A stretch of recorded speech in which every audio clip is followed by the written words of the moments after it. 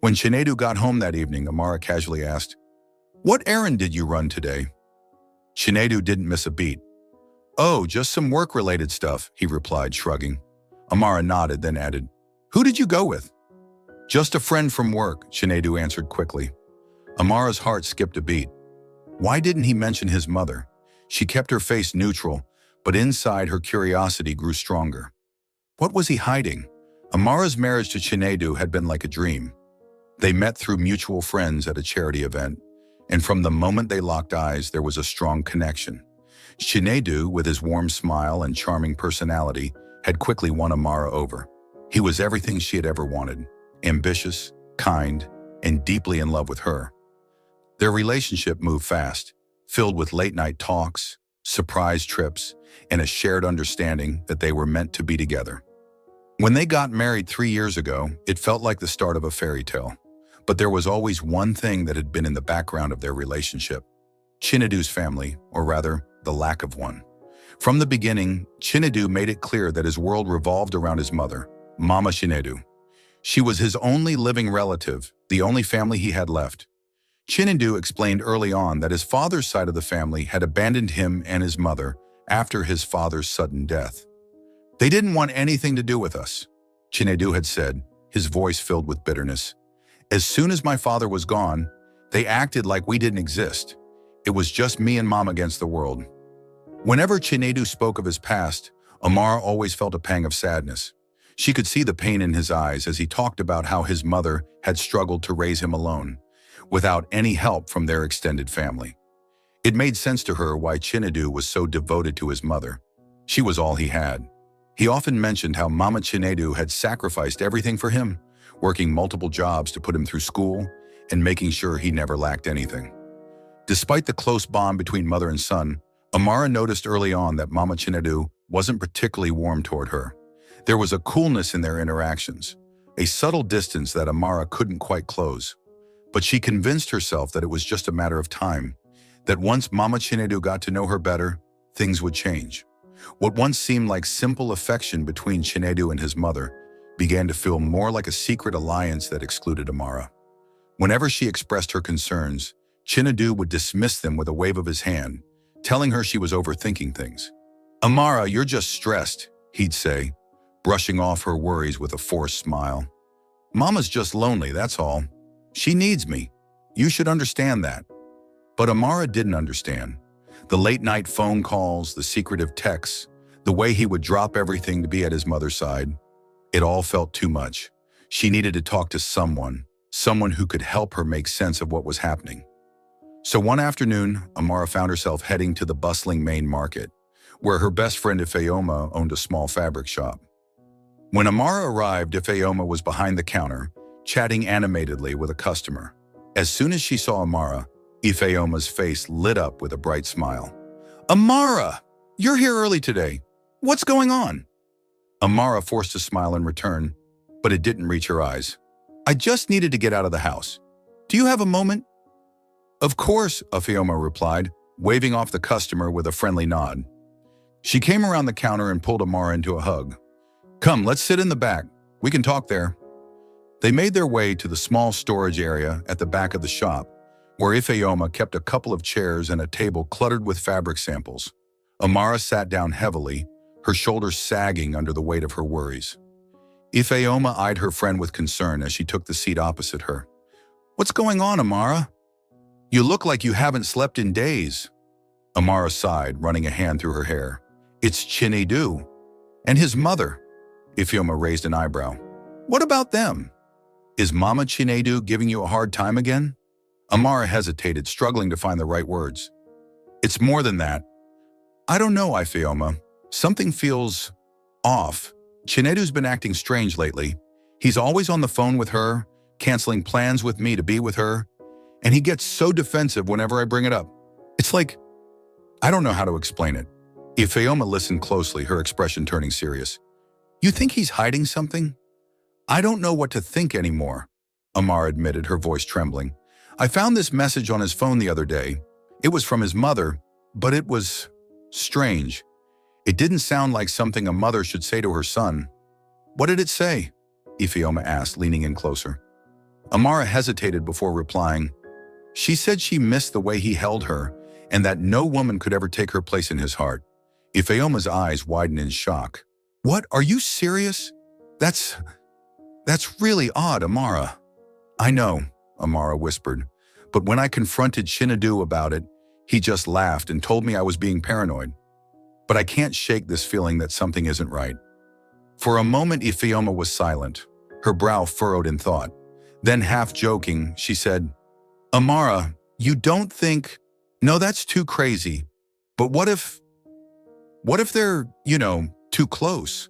Amara blinked, not fully understanding. What do you mean? Intimate, Ifeoma said in a whisper. Maybe there's something going on between them that's, well, not normal. Amara's heart skipped a beat. The idea was so absurd, so far-fetched that she almost laughed it off. But the way Ifeoma said it, with that hint of seriousness, planted a tiny seed of doubt in Amara's mind. What if Chinedu's relationship with his mother was more than just a close bond? What if it was something unhealthy, something inappropriate? Ifeoma, that's ridiculous, Amara said, trying to brush off the thought. But even as she spoke, she felt the doubt begin to take root. Is it? Ifeoma replied, leaning back in her chair. Think about it. You've been feeling like a third wheel in your own marriage, right? Chinedu's always running to his mother, defending her, canceling plans with you for her. It's almost like she's the other woman. Maybe she's using some kind of manipulation to keep him close, and that's why he's acting so weird. Amara shook her head, trying to clear her thoughts. I don't know, Ifeoma. It just seems too crazy to be true. Ifeoma gave her a sympathetic smile. Maybe it is crazy, but you can't keep driving yourself mad over this, Amara. You need to take care of yourself too. Find something that makes you happy. Heck, if I were you, I'd find a young guy to keep me company while Chinedu's off playing mama's boy. You deserve to be happy, not stressed out over what your husband and his mother might be doing. Amara managed a small smile at that. Ifeoma's bluntness was one of the things she loved most about her, but this suggestion was so far from what Amara would consider. I'm not sure that's the solution, Ifeoma. Maybe not, Ifeoma conceded, but don't let them drag you down. You're too good for that. Just keep your eyes open, watch how they interact, and trust your instincts. And if you ever need to talk or just get away for a bit, you know where to find me. Amara nodded, grateful for Ifeoma's support, even if the conversation had left her more unsettled than before. As she made her way back home through the crowded market, Ifeoma's words echoed in her mind. The seed of doubt had been planted, and now, despite how ridiculous it seemed, Amara couldn't stop herself from watching Chinedu and Mama Chinedu more closely, searching for answers in their every interaction. As Amara walked through the door of her home that afternoon, her mind still clouded with doubt, her phone buzzed in her pocket. Pulling it out, she saw an unknown number flashing on the screen. Frowning, she hesitated for a moment before answering. Hello? She said cautiously. Be careful, the voice warned. Enemies are around you. That evening after dinner, Amara couldn't hold back her thoughts any longer. She needed to confront Chinedu to get answers to the questions that had been gnawing at her all day. As they sat in the living room, she took a deep breath and turned to him. Chinedu, she began, trying to keep her voice steady. There's something I need to ask you. He glanced up from his phone, his expression unreadable. What is it, Amara? She hesitated for a moment, then decided to dive straight in. I saw you with your mother yesterday. Why did you lie to me about who you were with? Chinedu's face darkened, his eyes narrowing as he processed her words.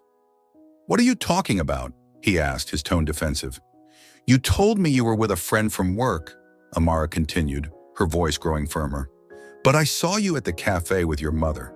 Why didn't you just tell me?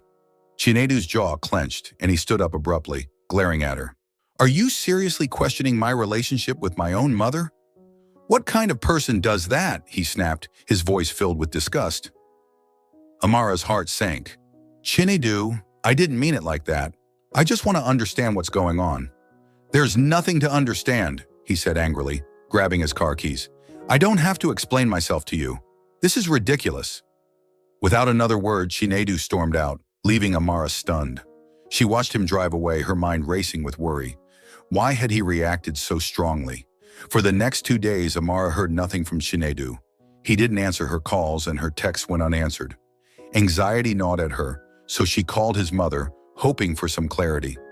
When Mama Chinedu answered, her voice was cold. "Yes, Amara?" "Mama, have you seen Chinedu? He hasn't been home, and I'm really worried," Amara asked, trying to stay calm. There was a pause before Mama Chinedu responded sharply. "Yes, he's with me. Stop disturbing my son. He will come home soon." Before Amara could reply, the call ended. She stared at her phone in disbelief, a heavy dread settling in her chest. Something was wrong, and she felt like she was being kept in the dark.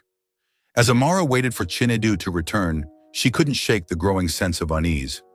Days passed with no word from him, and the silence weighed heavily on her. She tried to stay busy, hoping that the distraction would ease her mind, but it was becoming harder to ignore the gnawing worry in the pit of her stomach. One morning as she got out of bed, a wave of dizziness washed over her. Fearing the worst, she decided to go to the hospital for a checkup. After a series of tests, the doctor called her into his office. Amara sat down, anxiety tightening her chest as she waited for the results. "Congratulations, Mrs. Amara," the doctor said with a warm smile. "You're pregnant." Amara blinked, her mind racing. Pregnant? She hadn't even considered the possibility. As the news sank in, she didn't know how to feel. Should she be happy? Sad? The timing was all wrong. Chinedu was gone. Their marriage was in turmoil. And now this? She forced a smile and thanked the doctor. But her emotions were a whirlwind as she left the hospital. She walked to her car in a daze, the words "you're pregnant" echoing in her mind. She placed a hand on her stomach, trying to imagine the life growing inside her. This should be a joyous moment, but all she felt was confusion. On her way home, Amara decided to stop by a supermarket to pick up a few things. As she walked through the aisles, her thoughts kept drifting back to the news she had just received. She was so lost in her thoughts that she almost didn't notice the man standing in front of her. "Amara, is that you?" a familiar voice called out. She looked up, surprised to see an old classmate from secondary school. "Kunli?" she asked, recognizing him immediately. "Wow, it's been ages." They exchanged pleasantries, catching up on old times. Kunli had always been one of the friendlier boys in school, and it was nice to see a familiar face after the emotional roller coaster of the day. They chatted for a while, reminiscing about their school days and sharing a few laughs. Before they parted ways, Kunli asked for her contact information. "It's really great to see you again, Amara. Let's keep in touch." Amara smiled, handing him her phone to input his number. "Sure, that would be nice." As she drove home, she couldn't help but think about how unexpected the day had been. A pregnancy, a reunion with an old friend. Life had thrown her a series of surprises, and she wasn't sure how to navigate them. All she knew was that she had to keep moving forward, even though she had no idea what the future held.